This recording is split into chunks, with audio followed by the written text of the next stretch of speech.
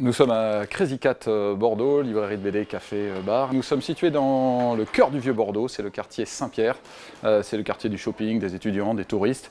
On a la chance d'être dans la même rue que le cinéma Utopia. Il est assez connu en France parce qu'il est situé dans une ancienne église et chacune des salles de projection sont dans des chapelles.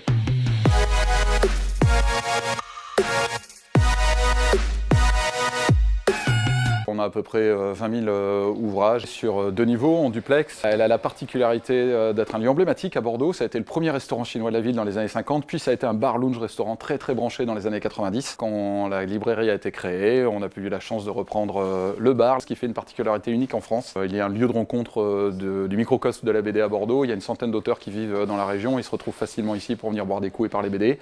Il y a également des dédicaces en terrasse et les gens dans la rue piétonne s'arrêtent pour voir dessiner des auteurs. C'est un peu magique. On va lancer un truc sympa qui va être les Pictionary avec un auteur de BD qui dessine et les gens qui doivent deviner et qui repartent avec les dessins. Je pense que ça peut être cool. Donc oui, clairement, c'est le QG des BD-philes de la région.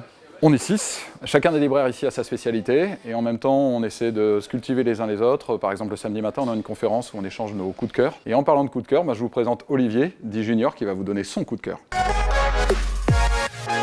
Mon coup de cœur d'argot, c'est l'ouvrage Guantanamo Kid de Jérôme Toubiana et Alexandre Franc. Guantanamo Kid, c'est l'histoire de Mohamed El Gorani, un jeune saoudien qui va partir faire des études au Pakistan en 2011 et il va se retrouver au mauvais endroit au mauvais moment suite à la chute des tours. Il va se faire arrêter par la police pakistanaise, se faire revendre au service secret américain pour 5 000 $ et se faire incarcérer dans le camp de Guantanamo sur l'île de Cuba. Mohamed El Gorani était au moment de son incarcération, le plus jeune prisonnier du camp. Il avait à peine 13 ans. On parle d'une histoire qui est tout à fait réelle. Jérôme Toubiana, le scénariste, a rencontré via des applications cryptées Mohamed El Gorani et a recueilli plusieurs de ses témoignages afin d'élaborer son scénario. Le dessin d'Alexandre Franc est un dessin en ligne claire, plutôt naïf. Ça donne vraiment un contraste qui appuie sur les émotions des personnages en fait.